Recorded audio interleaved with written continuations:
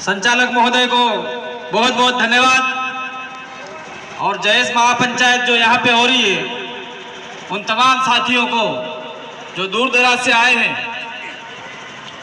उनको मेरी ओर से, रौत कांति भाई आदिवासी की ओर से भी जोहार, जय आदिवासी। और हम भील प्रदेश के मुख्य कर्म स्थली से आए हैं, इसलिए हमारा स्लोगन भी होता है जय भील प्रदेश। तो हमारी ओर से सभी को जय भील प्रदेश। मैं नीतीश अलावा जो पटवारी हैं, उनकी बात को आगे बढ़ाना चाहूंगा। मैं पूछना चाहता हूं कि धार में किसकी लड़ाई हुई? कौन से आदिवासी की लड़ाई हुई? कौन से नॉन ट्राइबल और ट्राइबल की लड़ाई हुई जो आपको महापंचायत करने की जरूरत पड़ी? यह होना, मैं पूछना चाह रहा हूं, लड़ाई क्या हुई है? डॉक्टर हीरा अलावा और लाल सिंह बर्मन की हुई है? डॉक्टर हीरा अलावा या फिर हमारे बीच में बैठे डॉक्टर आनंद राय जी की हुई है? या फिर आपका कांग्रेस और बीजेपी का हुआ है? लड़ाई किसकी हुई है? ये महापंचायत क्यों बुलाई गई है? क्या कारण है? पहले जब मध्य प्रदेश के चुनाव नहीं हुए थे, उस समय महापंचायत जो अल्ट्राटेक सीमेंट के विरोध में हमने महापंचायत बुलाई थी, उसमें 32 गांव के कितने गांव वहां पे जा रहे थे और उस फैक्ट्री के जमीन में जा रहे थे, उसके लिए महापंचायत बुलाई थी। हमको समझ में आया था कि भाई हमारी जमीनें जा रही है, तो आप लोग आओ आदिवासी देश भर के और आंदोलन करो, और जो भी गवर्नमेंट है, सरकार है, उस सरकार पे दबाव बनाओ। हमने दबाव बनाया, नहीं बनाया ऐसी बात नहीं है।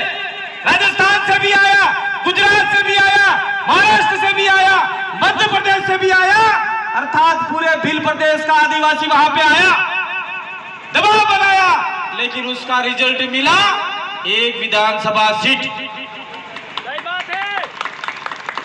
क्या मिला?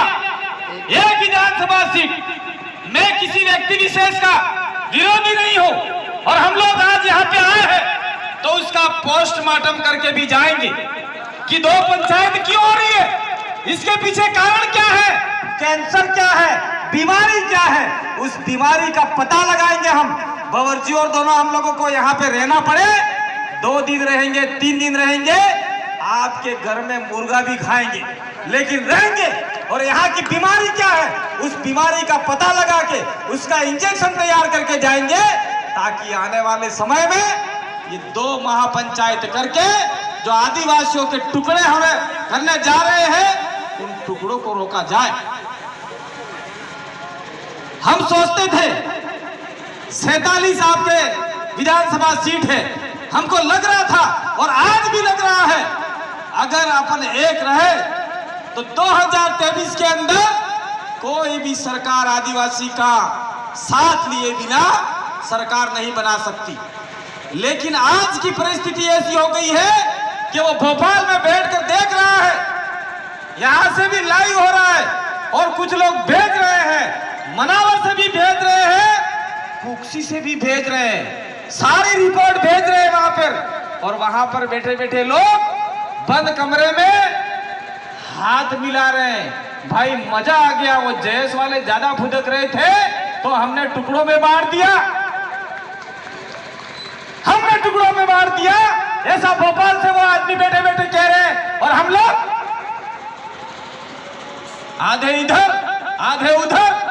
मैंने एक फिल्म देखी थी, सन 1975 में आई थी, लेकिन वो जब मैं बड़ा हुआ, शायद मैंने 90 के आसपास एक फिल्म देखी थी, असरारी जेलर था, और फिर वो हम अंग्रेजों के जमाने के जेलर हैं, आगे इधर जाओ आगे उधर जाओ, पीछे मुड़कर देखा एक भी आदमी नहीं था।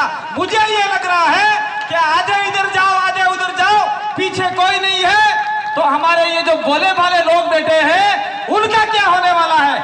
आधे इधर आधे उधर।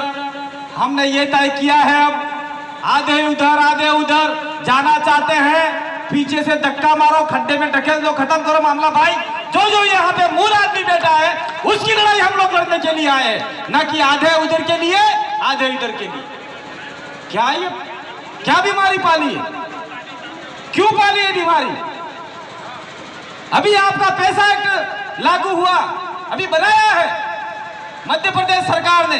वो पैसा एक्ट नहीं है, वो कचरा एक्ट है। मैंने अभी बावड़े भी कहा था, उस पैसा एक्ट को आप पढ़िए। 5वीं अनुसूची के मूल प्रावधानों के आधार पर पैसा एक्ट होना चाहिए था, उसके ऊपर महापंचायत होनी चाहिए थी, लड़ाई उसमें होनी चाहिए थी कि आदिवासी इलाके में कौन सा कानून लागू होना चाहिए, क्या हमारे प्रावधान हैं, कौन से हमारे विशेषाधिकार हैं, उसके लिए महापंचायत होनी चाहिए थी। लेकिन यहाँ तो व्यक्तिवादी महापंचायतें हो रही है, व्यक्तिवादी महापंचायतें हो रही है। यहाँ किसी पार्टी का व्यक्ति नहीं है, उधर पार्टी के व्यक्ति है, लेकिन वो भी जयेश के नाम से ही महापंचायत हो रही है। जयेश के नाम से महापंचायत हो रही है। जयेश का कोई भी एक व्यक्ति मालिक नहीं है, एक व्यक्ति मालिक नहीं है। आप लोग अगर सुनना चाहो तो सत्य बात बता के जाएंगे। जयेश हो या कोई भी सामाजिक संगठन हो, किसी एक व्यक्ति उसका मालिक बनने की कोशिश करेगा, हम ब्रह्मास्ति बोलेगा तो उसका नस्तो नाबूद खत्म होगा आने वाले समय में, खत्म होगा वो। जयेश हर व्यक्ति ने अपने खून पसीने से, अपने मेहनत के पैसे से जयेश को आगे बढ़ाने का काम किया। क्या पड़ा है? लास्ट कोने से गुना से आदमी यहाँ पे आ रहा है, झाबुआ से यहाँ पे आदमी आ रहा है, कोई कितने 300 किलोमीटर से आ रहा है, कोई 400 किलोमीटर से आ रहा है। जयेश के पास कोई कोस है क्या? कोई पैसा है क्या? वो खुद का पैसा लगा के आ रहा है। वो सोच रहा है नहीं भाई, इन्होंने हमारा शोषण किया, उन्होंने शोषण किया, अब हमारे आदिवासियों की जय युवा शक्ति बनी है, वो कहीं न कहीं हमारे लिए अच्छा काम करेगी, 5वीं अनुसूची लागू करवाएगी। आपके बहुत सारे आदिवासी जेलों में डूसे जा रहे हैं, उनको कम करवाएगी। कमलेश्वर डोडिया जैसे, ये आपका रामदेव काकड़िया जैसे लोग, उनको जिला बतर कर दिया जा रहा है, उनका जिला बतर हम लोग रुकवाने का प्रयास करेंगे। उसके लिए जयेश महापंचायत होना चाहिए था। आज किसी की लड़ाई नहीं हुई है, मजबूरन होकर हमको ये बात कहनी पड़ रही है। हम लोग उनके भी विरोधी नहीं है, हम लोग आपके भी विरोधी नहीं है, लेकिन जहां पर कोई राजनीतिक पंच नहीं होगा, कोई राजनीतिक आदमी नहीं बैठेगा, वहां पे हम लोग जरूर जाएंगे। ये जो जयेश महापंचायत है, उसके अंदर थोड़ा सा हमें 1% की कमी लगी है, लेकिन यहाँ पे जितने भी हमारे महापुरुष बैठे हैं वो सामाजिक जयेश महापंचायत है, और वहां जो बैठे हुए हैं वो एमएलए उस मंच पे बैठे हुए हैं, इसलिए वहां की जो महापंचायत है वो सामाजिक नहीं होके एक राजनीतिक चोला पहने हुए है। मैं ये कहना चाह रहा हूं आप लोगों को। आज के बाद में अगर हम लोग कोई भी कार्यक्रम करें, मैं लाल सिंह बर्मन को भी निवेदन करना चाह रहा हूं, साहब मुझे आप गलत मत कहिएगा। आपने स्वागत के लिए सारे वहां पे बैनर लगाए, हम आपको सैल्यूट करते हैं, आपके पैसों से लगाए, हम आपको सैल्यूट करते हैं। मैं किसी भी संगठन को कहना चाह रहा हूं, चाहे हमारे वहां भील प्रदेश का संगठन देख लो, हमारा आदिवासी परिवार विचारधारा देख लो, हमारा भील प्रदेश विद्यार्थी मोर्चा देख लो, मुक्ति मोर्चा देख लो, युवा मोर्चा देख लो, भील प्रदेश किसान मोर्चा देख लो, या हमारा कोई भी सामाजिक संगठन हो, पीछे के बैनर पे व्यक्ति का फोटो नहीं होता। ये कहीं न कहीं मैं थोड़ा सा लाल सिंह जी को कहना चाह रहा हूं। मैं माफी चाहता हूं आपसे, क्योंकि मेरे से जो सही मैं बोला उसमें आपको बुरा नहीं लगना चाहिए, किसी कार्यकर्ता भी बुरा नहीं लगना चाहिए। जैसे जैसे हम आगे बढ़ेंगे वैसे वैसे हमें सही जानकारी मिलेगी।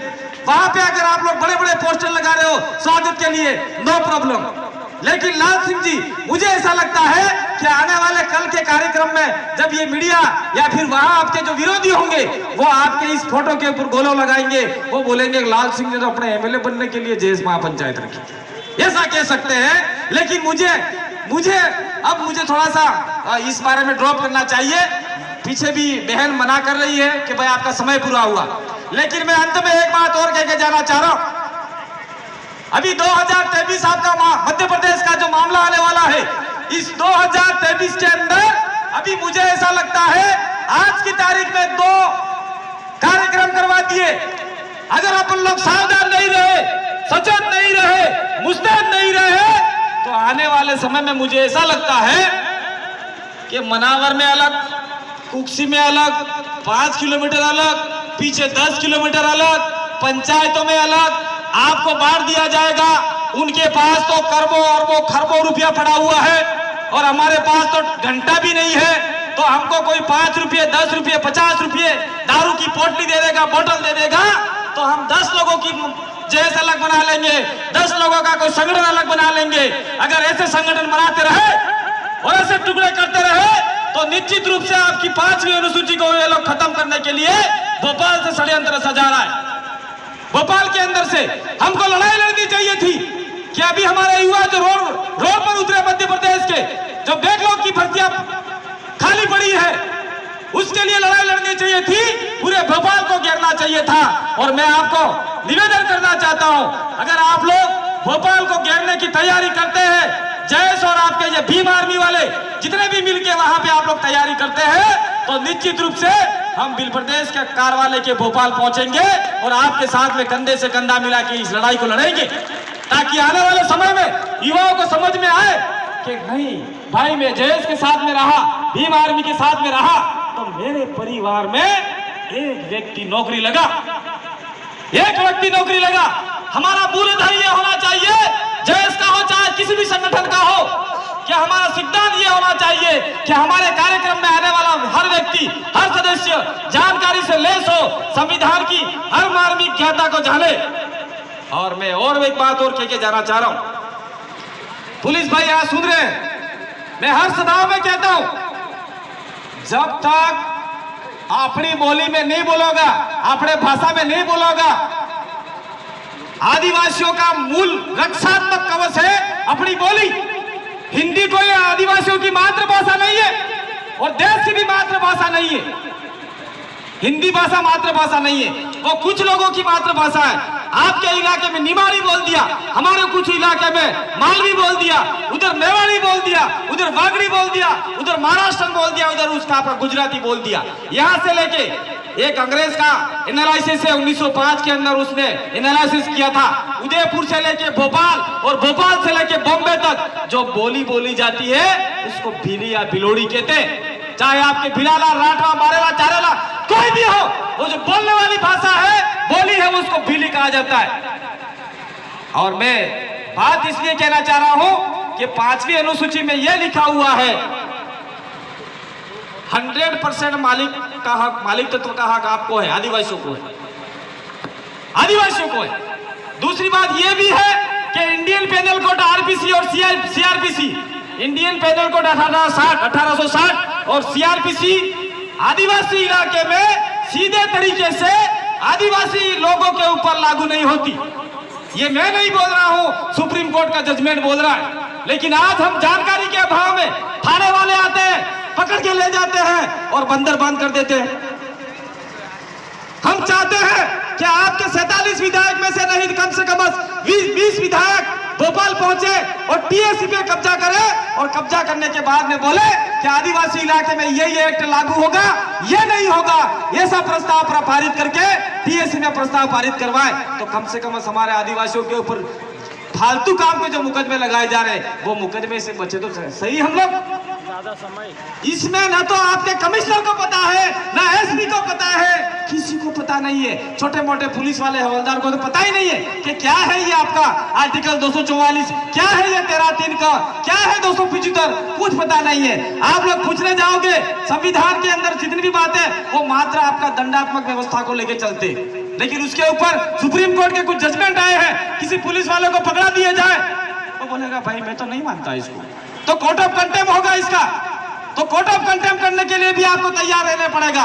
मैं पुलिस भाई खड़े इसलिए उनको नहीं कह रहा हूं, कलेक्टर भी आपके प्रस्ताव के आगे कुछ नहीं है, जीरो है, लेकिन वो भी आप लोग करने के लिए तैयार नहीं हो। और आज की तारीख में एक ताकत बना है, एक शक्ति बनी है, एक एकता बनी है, उस एकता को तोड़ने का प्रयास भोपाल से बैठे हुए लोगों का सफल होने जा रहा है। लेकिन वो प्रयास हम लोग हमारे जीते जी सफल नहीं होने देंगे और आप लोगों का साथ लेके उस प्रयासों को विफल करने का हम लोग प्रयास करेंगे। हम लोग ये काम करेंगे। उधर के लोग और इधर के लोग में कमी खामी क्या रही, क्या ऐसा हुआ, क्या प्रॉब्लम हुई, तो हम लोग उसका एनालिसिस करेंगे, पोस्टमार्टम करेंगे और ऐसे बीमारियों को दूर करने का काम हम लोग करेंगे। समय अभाव है भाई। मौर्य जी मुझे पता है हम भी 300-400 किलोमीटर दूरी से आए हुए हैं, लेकिन मैं भी किसी का समय जबरदस्ती लेना नहीं चाहता हूं।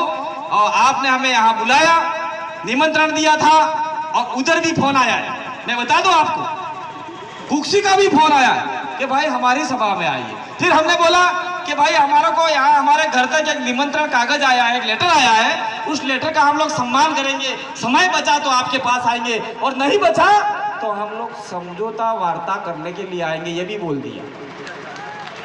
मैं आपको बता के जाना चाह रहा हूं, वो भी हमारा ही व्यक्ति है, वो भी आदिवासी है, कोई अलग आदमी नहीं है, लेकिन उसके साथ में उसके दिमाग में क्या हो गया है उसको भी हम लोग पढ़ना चाहेंगे अब आने वाले समय में। और उनसे अगर वो हमारी वार्ता से समझ जाए तो निश्चित रूप से आप लोग जो सपना देख रहे हो मध्य प्रदेश सरकार बनाने का या फिर सत्ता में भागीदारी निभाने का, वो सपना पूरा हो सकता है। और हम लोग ये पूरा प्रयास करेंगे आप सभी के सहयोग से। बहुत